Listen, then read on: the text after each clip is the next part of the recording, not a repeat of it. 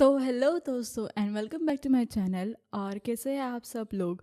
तो आज हम एक नया प्रोजेक्ट बनाएंगे जो कि आपको भी बहुत मज़ा आएगा बनाने में। तो फर्स्टली मैं आपको दिखाऊंगी कि वो आप कैसे दिखती है एंड देन हम उसे बनाएंगे। ये रही हमारी वो ऐप जो आज हम बनाने वाले हैं, जो कि एक म्यूज़िक प्लेयर है। एंड यहाँ पर आपको कुछ अलग दिख रहा होगा जो कि है लोड म्यूज़िक फ़ोल्डर। तो यहाँ से हम क्या कर रहे हैं कि हमारा जो म्यूज़िक फ़ोल्डर है हमारे मशीन पर, तो वो हम यहाँ पर लोड करेंगे जिसमें म्यूज़िक होंगे और वो म्यूज़िक सारे हमें यहाँ पर दिखाएंगे और वो म्यूज़िक हम प्ले कर सकते हैं। इसके लिए मैं यहाँ पर करूँगी लोकल, और ये जो फ़ोल्डर है सॉन्ग्स वाला वो मैंने यहाँ पर सेलेक्ट कर दिया है। एंड जैसे मैंने वो सेलेक्ट कर दिया एंड अपलोड कर दिया तो मेरे सारे के सारे जो सॉन्ग्स थे उस फोल्डर में वो सारे के सारे यहाँ पर आ गए हैं, जो कि आप यहाँ पर देख सकते हैं। और ये लाइब्रेरी है, यहाँ पर आप इस सॉन्ग को प्ले कर सकते हैं। अगर आपको सुनाई दे रहा हमारा जो वॉइस है वो यहाँ पर प्ले हो रहा है और यहाँ पर कुछ वेव्स दिखती है। जो वॉल्यूम है वो घटा या बढ़ा सकते हैं इसका। इसके साथ साथ नेक्स्ट सॉन्ग भी यहाँ से लगा सकते हैं हम। और यहाँ पर हम जो सॉन्ग्स है वो हमारे फेवरेट में ऐड कर सकते हैं, यानी कि यहाँ पर फेवरेट्स में हम हमारी जो स्टार क्यू हुए सॉन्ग्स है वो यहाँ पर देख सकते हैं। एंड इसी के साथ साथ अगर मैं यहाँ पर क्लिक करूँ तो मुझे लाइब्रेरी फिर से दिखाई देगी और मैं इसे प्लेलिस्ट में भी ऐड कर सकती हूँ। तो ये जो हाई नाम की प्लेलिस्ट है वो मैंने पहले से बनाए रखी है, तो यहाँ पर हम इसे ऐड कर सकते हैं। तो जैसे मैंने प्लेलिस्ट में ऐड किया तो यहाँ पर वो सॉन्ग जो है वो ऐड हो चुका है। और अगर मैं चाहूँ तो मैं एक नई प्लेलिस्ट यहाँ पर बना सकती हूँ, माय न्यू प्लेलिस्ट बना के, और यहाँ पर क्रिएट एंड ऐड करूँगी। तो यहाँ पर एक न्यू प्लेलिस्ट जो है वो क्रिएट हो चुकी है एंड यहाँ पर हमारा जो सॉन्ग था वो यहाँ पर ऐड हो चुका है। अब मैं इस सॉन्ग को डिलीट कर सकती हूँ या फिर इसे फेवरेट में भी ऐड कर सकती हूँ। इसी के साथ साथ ये जो प्लेलिस्ट है इसे मैं रीनेम भी कर सकती हूँ, जैसे कि हाय दिस इज़ प्लेलिस्ट, कुछ इस तरीके से ओके करूँगी तो मेरी जो प्लेलिस्ट है वो रीनेम हो जाएगी। और अगर मैं चाहूँ तो मेरी प्लेलिस्ट को डिलीट भी कर सकती हूँ। तो ये सारी फंक्शनलिटी हमें यहाँ पर दिखने को मिलती है। इसी के साथ साथ हम जो रिसेंटली सॉन्ग प्ले कर रहे हैं वो फर्स्ट 3 सॉन्ग्स जो है वो हमें यहाँ पर दिखाई देते हैं और यहाँ पर आप अपनी जो म्यूज़िक से वो प्ले कर सकते हैं। तो बहुत बढ़िया ऐप है और आपको भी इसे बनाने में बहुत ही मज़ा आएगा। तो चलिए, तो उसके लिए मैं क्या करूँगी, यहाँ पर एक फ़ोल्डर बनाऊँगी जिसे मैं नाम देना चाहूँगी म्यूज़िक प्लेयर, और इसे मैं ओपन करूँगी अपने वी एस कोड में। तो यहाँ पर मैंने वी एस कोड में जो है मेरा फ़ोल्डर ओपन कर दिया है। और ये जो ऐप है वो हम बनाने वाले सिंपल हमारी HTML CSS एंड जावास्क्रिप्ट है एंड बैकएंड में हम पाइथन यूज़ करेंगे।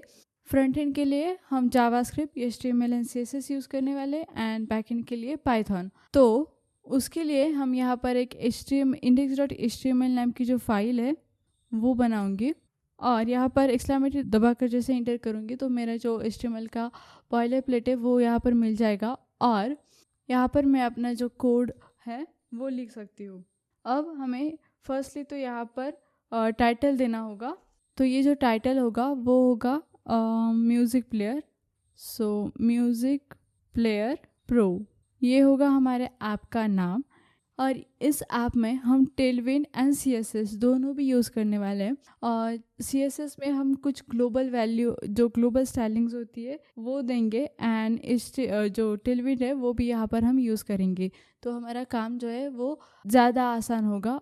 और उसके लिए मैं यहाँ पर क्या करने वाली हूँ, जो हमारी टेलविन की लिंक होती है वो मैं यहाँ पर लूँगी। अब वो जो लिंक कहाँ से हम लेते हैं, वो कैसे इंस्टॉल होती है, उसका सेटअप कैसे करना है टेलविन का, वो सारे की सारी बातें मैंने अपने पिछले वीडियो में बता रखी है, तो आप वो वीडियो ज़रूर जाके देखना।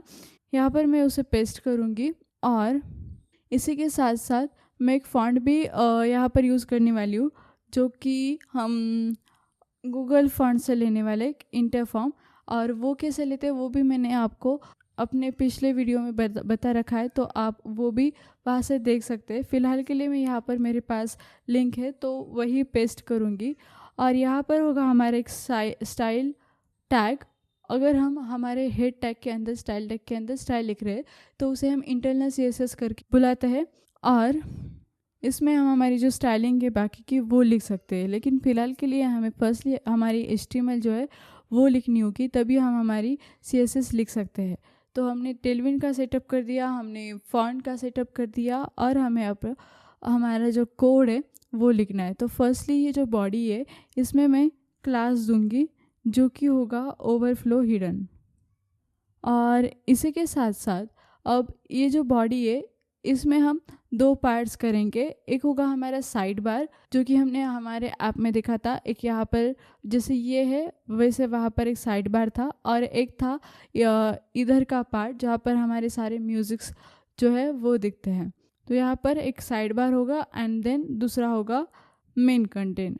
और साइड बार के लिए मैं यहाँ पर एक HTML का टैग होता है असाइड नाम का, जो कि एक असाइड साइड लेता है, तो वो लूँगी और उसे फर्स्टली तो मैं ID दूंगी साइड बार नाम से। अब ID क्या होती है ये तो आपको सबको पता ही होगा, क्योंकि मैंने अपने हर एक वीडियो में बताया कि ID क्या होती है और हम किसके लिए उसे यूज़ करते हैं। तो क्लास में फर्स्टली तो हमें विड्थ देनी है जो कि होगी 72। क्यों ना मैं इसे चालू कर दूँ, तो क्या होगा कि हम जो बिल कर रहे हैं वो लाइव यहाँ पर देख सकते हैं, और इसे मैं कर दूँगी क्लोज, क्योंकि हमें उसका अब कोई काम नहीं है। तो यहाँ पर असाइड जो हमने लिया था उसके अंदर फर्स्टली तो मैं एक डिव लूँगी, और उस डिव के अंदर होगा एक बटन, और उस बटन में हम एक SVG डालेंगे। वो SVG होगी हमारे क्लोज बटन के लिए। तो वो SVG जो है वो मेरे पास है, तो वो वही मैं डालूँगी, और आप इसे मेरे डिस्क्रिप्शन में उसकी लिंक डाल दूँगी, आप वहाँ से वो कोड जो है वो कॉपी कर सकते हैं। तो ये SVG यहाँ पर देख सकते हैं आप, एक क्रॉस बटन आ रहा है, तो ये SVG हमने डाल दी। अब बारी है इसकी स्टाइलिंग की, तो क्यों ना हम इसे स्टाइल कर दे। तो इसकी विड्थ जो थी वो हमने 72 कर दी थी। इसके बाद जो बैकग्राउंड कलर है वो हमें चेंज करना है, वो होगा ग्रे 900 बाय 70 कर देते। तो जो ग्रेइश कलर आपको दिख रहा है वो होगा उसका ग्रे कलर, एंड उसके साथ साथ बैकड्रॉप इफेक्ट होगा blur and large. Then padding होगी 4 space Y4 flex and flex column, उसकी डायरेक्शन जो होगी। उसके बाद पोजीशन रखेंगे हम फिक्स, इंसेट Y0 इंसेट Y0 करके हमने ये जो पूरी साइड है वो कवर कर ली।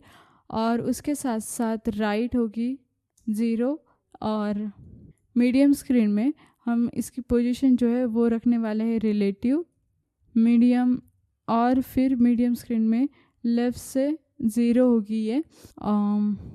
देन इसके बाद जो ट्रांसलेट है, translate X full, and medium screen में ट्रांसलेट X0 एंड Z40।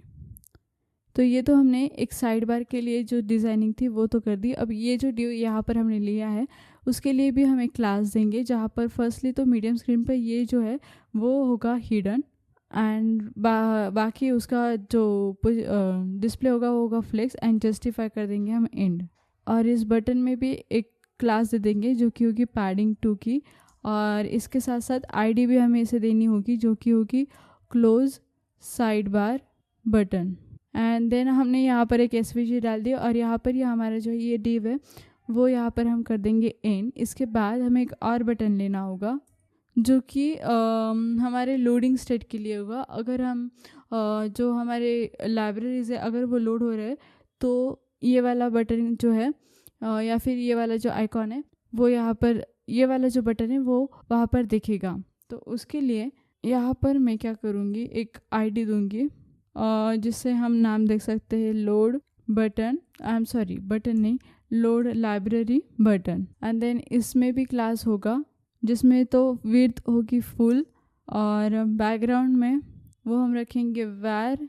तो बैकग्राउंड में यहाँ पर बैकग्राउंड जो है इसका कलर लिखने से पहले हम क्या करेंगे, यहाँ पर ऊपर जब हमने ये जो स्टाइल टैग था वो लिया था वहाँ पर हम कुछ स्यूडो क्लास यूज़ करने वाले हैं। अब स्यूडो क्लास क्या होता है कि यहाँ पर हम जो है एक ही स्टाइलिंग बार बार हमारे ऐप में यूज़ करने से अच्छा हम यहाँ पर कुछ स्यूडो क्लास डिफाइन करते हैं। वही जो क्लास है वो हम बार बार हमारे ऐप में इन शॉर्टकट यूज़ कर सकते हैं।